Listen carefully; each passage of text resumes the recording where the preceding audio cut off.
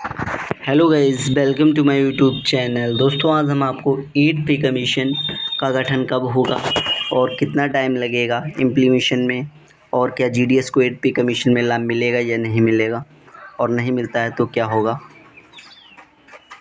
यही सब जानकारी देंगे। तो प्लीज़ अगर पहली बार हमारे चैनल में विज़िट कर रहे हैं तो प्लीज़ सब्सक्राइब करें और बेल आइकन दबाएँ, और दोस्तों वीडियो अच्छी लगे तो लाइक करें।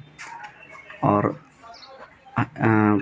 हमारे इस चैनल में जीडीएस से रिलेटेड सभी जानकारी मिलती है। GDS work, GDS sale increase, increment और जीडीएस से रिलेटेड कोई भी जानकारी हो वो हम इस चैनल पर डालते हैं, वीडियो डालते हैं। तो प्लीज़ अगर पहली बार चैनल में आए हों तो सब्सक्राइब करें। तो दोस्तों, आपको बता दें, स्टार्ट करते हैं वीडियो को। दोस्तों, बता दें आपको कि जो 8 पे कमीशन का गठन है वो कमेटी का गठन बहुत जल्दी ही होगा, क्योंकि अनाउंसमेंट पहले ही हो चुका है 8 पे कमीशन के लिए, और अब कमेटी का गठन होगा। और कमेटी गठन होने के बाद दोस्तों कम से कम इम्प्लीमेशन में 12 से 15 माह समय लगता है। तो जैसा कि जनवरी में अनाउंसमेंट हुआ और अप्रैल लास्ट तक या मई फर्स्ट वीक, मई में कमेटी का गठन हो जाएगा, और कम से कम उसमें जो है 12 से 15 माह लगेगा इम्प्लीमेशन में। तो यहाँ पर आप देख सकते हैं वही सब बताया गया। The commission is expected to submit the recommendation in 2026 and implementation could be begin early 2027। It will effect more than 50 lakh central government employees and 65 lakh pension across the country. तो दोस्तों, जैसा कि सभी को पता है कि 8 पे कमीशन में जो कम से कम 50 लाख केंद्रीय कर्मचारी हैं उनको लाभ मिलता है, और 65 लाख पेंशनर्स हैं उनको लाभ मिलता है। और दोस्तों, जीडीएस जो हैं 8 पे कमीशन के दायरे में नहीं आते हैं। जीडीएस के लिए अलग से पे कमेटी का रिपोर्ट होता है, क्योंकि एक्स्ट्रा डिपार्टमेंटल एम्प्लॉयज़ हैं। इस वजह से दोस्तों, पहली बार जब पे कमीशन आया था तो जीडीएस को भी शामिल किया गया था। फिर 6 और 7 पे कमीशन में जीडीएस को अलग से कमेटी का गठन हुआ था। तो दोस्तों, इस बार जो है यूनियन ने काफ़ी मांग की है कि जीडीएस को भी 8 पे कमीशन में शामिल कर लिया जाए, और बड़ी बड़ी यूनियंस ने अपने डिमांड में रखा है, कैरेक्टर ऑफ डिमांड्स में, जीडीएस को 8 पे कमीशन में शामिल करने के लिए। तो दोस्तों, 90% चांस बन रहे हैं कि जीडीएस को 8 पे कमीशन में ही शामिल किया जाएगा, और नहीं किया जाएगा तो उसके लिए हम बाद में बताएंगे। फ़िलहाल यहाँ पर आप देखें, ये जो commission approved government of India 16 जनवरी 2025 को अप्रूवल हुआ था, ऑफिशियली अनाउंसमेंट हुआ था, और 1 जनवरी 2026 को इसका डेट है, इम्प्लीमेशन डेट। तो इम्प्लीमेशन में दोस्तों टाइम लगेगा। यहाँ पर एक्सपेक्टेड एरियर लगभग 12 months from the date of implementation. तो जब भी इम्प्लीमेशन होगा तो उसका एरियर मिलेगा। यहाँ पर ये बताएगा द फॉर्मेशन है the commission has already been approved with detail term and reference appointed to commission member are expected to the following the coming months. तो यहाँ पर बताया गया है कि बहुत जल्दी ही अनाउंसमेंट के बाद बहुत जल्दी ही इसका कमेटी का गठन होगा, और कमेटी का गठन होने के बाद दोस्तों इम्प्लीमेशन होगा बाद में। कम से कम 10 से 12 मंथ्स लगेंगे इम्प्लीमेशन में। तो यहाँ पर ये देखिए बताया गया, one of the most critical component salary revision fitment factor. तो जो भी बेस है सैलरी रिवाइज का वो फिटमेंट फैक्टर के आधार पर होता है। तो एक्सपेक्टेड फिटमेंट फैक्टर जो है 2.28 से 2.86। तो यहाँ पर दोस्तों आपको बता दें कि 2.28 से 2.86 के बताया जा रहा है फिटमेंट फैक्टर रह सकता है, अनुमानित है।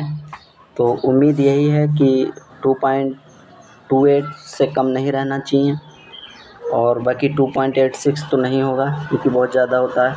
2.86 होने पर जो है बहुत ज़्यादा सैलरी में उछाल आएगा। तो इतना तो उम्मीद नहीं है, फ़िलहाल 2.28 रह सकता है। और आपको बता दें कि यहाँ पर ये देखिए दिखाया गया है कि किस हिसाब से कितनी सैलरी रहेगी। तो यहाँ पर दोस्तों ये रिवीजन फिटमेंट फैक्टर के हिसाब से यहाँ पर आप देख सकते हैं, जिसका 12,000 18,000 सैलरी है, बेसिक है, उसका दोस्तों 2.28 रहता है। अगर फिटमेंट फैक्टर 2.28 रहता है तो 41,040 इनका बेसिक बनेगा। और बेसिक बनने के बाद दोस्तों डीए जो है वो शून्य से शुरू से स्टार्ट किया जाता है, डीए कैलकुलेट होगा। उसके बाद अदर अलाउंस भी दिए जाएंगे और वो अलाउंस जो हैं वो भी रिवाइज होंगे। जैसे जो अलाउंस मिलते हैं सेंट्रल गवर्नमेंट एम्प्लॉइज़ को, तो उनको रिवाइज किया जाएगा। तो आपको बता दें कि यहाँ पर अगर 2.86 रहता है तो फिर 51,480 इतना रहेगा बेसिक। फ़िलहाल इतना तो उम्मीद नहीं है। तो दोस्तों आपको बता दें जीडीएस का 12,000 बेसिक होता है। तो 12,000 के हिसाब से 2.28 से मल्टीप्लाई करेंगे तो वह 24 और लगभग जो है 28 के करीब वेतन होगा, 28,000 अप्रॉक्स। वो आप इससे मल्टीप्लाई करके कैलकुलेट कर सकते हैं कितना जो है वेतन रहेगा। तो दोस्तों आपको बता दें कि जीडीएस जो है, जीडीएस में अगर पे कमीशन का गठन अगर 8 पे कमीशन में शामिल नहीं किया जाता है जीडीएस को, तो अलग से कमीशन का गठन होगा। पे कमीशन जैसे कमलेश चंद्र कमेटी रिपोर्ट का गठन हुआ था उसी प्रकार से गठन होगा। और गठन होने के बाद दोस्तों जो भी अलाउंस जो भी टीआरसी होता है वो रिवाइज किया जाएगा और फिटमेंट फैक्टर वही रहेगा जो सेंट्रल गवर्नमेंट एम्प्लॉय को होता है, वही फिटमेंट फैक्टर रहेगा। और बाकी जो अदर जीडीएस को जो है ऑफिस मेंटेनेंस अलाउंस या जो भी अलाउंस मिलते हैं ग्रेजुटी वगैरह वो सभी रिवाइज होंगे इस बार। हर बार होते हैं, जैसे पहले 60,000 था और 60,000 से 1.5 लाख रुपए ग्रेजुटी हुई, उसी प्रकार से जो है वो होगा। और यहाँ पर आपको बता दें कि 12,000 बेसिक में अगर 2.28 का फिटमेंट फैक्टर रहता है दोस्तों, तो जीडीएस बीपीएम का जो सैलरी है वो 27,360 रुपये अप्रॉक्स होगी। उस पर डीए लगेगा और डीए लगने के बाद दोस्तों जैसा कि यहाँ पर मैंने 3% डीए मान लिया है, 3% अगर डीए लगता है तो 820 रुपये लगभग इसके डीए के हो जाएंगे। और ऑफिस मेंटेनेंस अलाउंस जो है वो कम से कम ऑफिस मेंटेनेंस अलाउंस जो है 1,000 रुपये अगर रखा जाता है तो लगभग 29,000 से ऊपर ही सैलरी बैठेगी, 30,000। और जीडीएस को जब तक कमेटी का गठन होगा तब तक दोस्तों जीडीएस को कम से कम 23,000 रुपये सैलरी मिल रही होगी। तो यहाँ पर आप देख सकते हैं इतना अंतर आएगा। तो इसी प्रकार से, और अगर पे कमीशन में नहीं होता है तो इसी प्रकार से जीडीएस का टीआरसी रिवाइज होगा और इस हिसाब से। और दोस्तों अगर ड्यूटी टाइम बढ़ता है तो उसमें जो टीआरसी है वो अलग से बढ़ जाएगा।